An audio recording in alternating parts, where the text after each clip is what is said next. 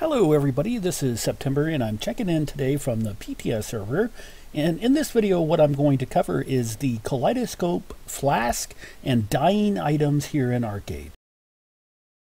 First, let's talk about the Kaleidoscope Flask.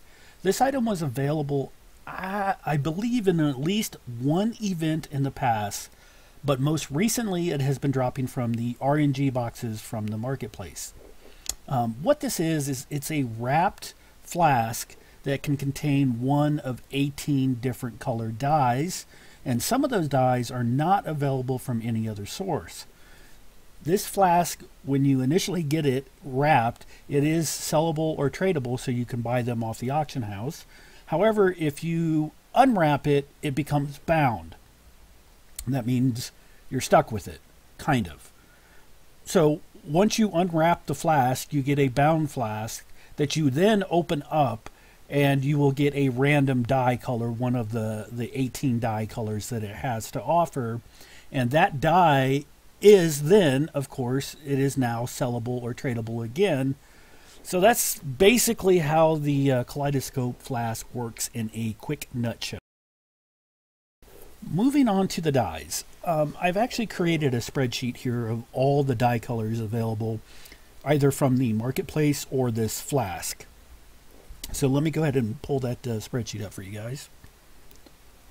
Okay, so what we have here is a list of all 27 dyes available in Archeage in this spreadsheet. And in the top here, a table that I labeled Table A at the top, you'll note it is color-coded, and I used a reference of where the dye color is available from. So as you can see here, there are 10 colors available from both the marketplace and the flask. Then there's 8 which are only available from the marketplace, and then we finally have 9 which are only available from this flask. So this should give you an idea of where you get the color that you could potentially want. Now in Table B, you'll see a list of all the known dye colors and where you can get them. I further decided to take a look at the drop rate of these colors from the flask. So what happened is on PTS server, I actually opened up 164 of these Kaleidoscope Flasks, and you can see that there are some colors here that drop more than some of the other colors. And some are actually pretty rare drops from the flask. So like the russet bark dye, which actually has the lowest observed drop rate of only 1.22%. I actually opened 164 and only got 2 of those. So when you open a flask, you will always only get 1 dye. So I made this list to help you decide if you should just like buy the color of dye you want straight from the auction house, or should you take your chances and try to obtain it from opening in these flasks. There may be, it actually may be cheaper if you want a more common color that's been available in the marketplace. It may make more sense to just buy that with credits, and of course you can get credits from Apex. So this should, you can use this data here to determine what is the best avenue to get the color that you want. Finally, I would like to talk about dyeing items in game. Generally, items that are considered costume type items, they will have a label which can read "can be dyed" or "cannot be dyed."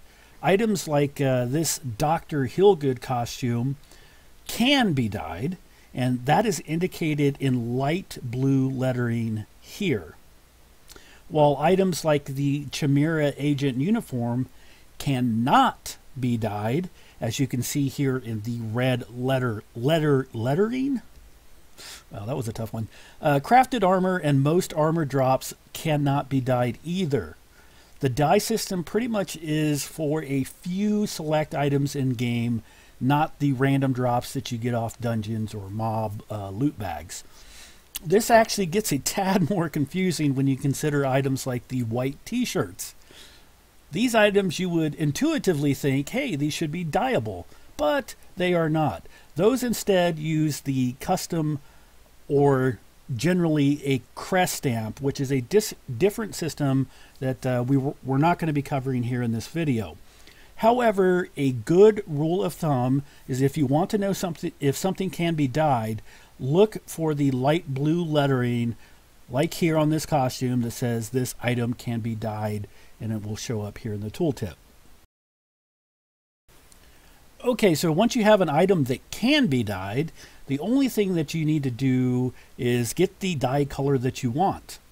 So to dye the item, all you have to do is simply right-click on the item, and your little icon becomes a little gear wheel, and your bag will show you the non-grayed out items that can be dyed.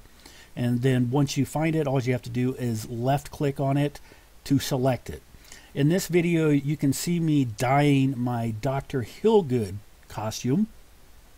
Once I've selected the costume, a dye window opens up. And so before you dye, you can actually preview the changes that will be made to the item and how it's going to look on your character. If you like it, you can accept it and change it, and your dye will be used up. And if you don't, you can just simply cancel it. So what I'm going to go ahead and do is I'm going to go ahead and use the dye here. I should also add that the Dr. Hillgood costume in this video was previously dyed green. It's usually white, and I dyed it with a spring leaf dye, and I did that for my St. Patrick's Day Twitch stream. So once I accept this change, I want to point out that I will not get my spring leaf dye bottle back. It is just lost, and it is replaced with this yellow dye. I think that about covers the basic of dyeing. How you get the dyes, what they cost, along with some data showing some of the rarer colors. It is actually worth mentioning here because a dye is rare doesn't necessarily make it any more valuable. For example, like the rarest dye from the flask is the russet bark dye, but it's also available for 200 credits in the marketplace. So it's not going to be super rare or really super expensive because it's only going to cost anybody that wants it at the most 200 credits. There are 9 dye colors, well, shades of colors only available in the Kaleidoscope Flask, and 2 of those stand out to be of the lowest drop rates. The first is the Cloudy Sky dye and the Grape dye. Both of those drop at about 3%. So that means you have to buy, 30 dyes, 33 Kaleidoscope Flask to get one of those dyes. I mean, on average, that's what I've observed. So use that information to determine, what you want to pay. So let's take a look at these 2 dyes. First, we're going to be using my Dr. Hillgood costume. Let's take a look at the Cloudy Sky dye. All right, that's not too bad. It's a real deep blue. It's stand out a little bit, so it's not too bad. Let's also take a look at this Grape dye. Yeah, that's some serious purple going on there. I suppose if people really like those 2 shades, those will have a little more value than the rest. Again, because you would have to buy a lot of those Kaleidoscope Flasks to get that particular shade of color. But it just comes down to personal preference. Well, I hope I answered all your questions about dyeing items in Archeage. If you feel this video has helped you in the slightest, please remember to like and subscribe to me here on YouTube. Additionally, you can follow me on Twitch, Twitter, and Patreon. Until next time, September Sane, be well.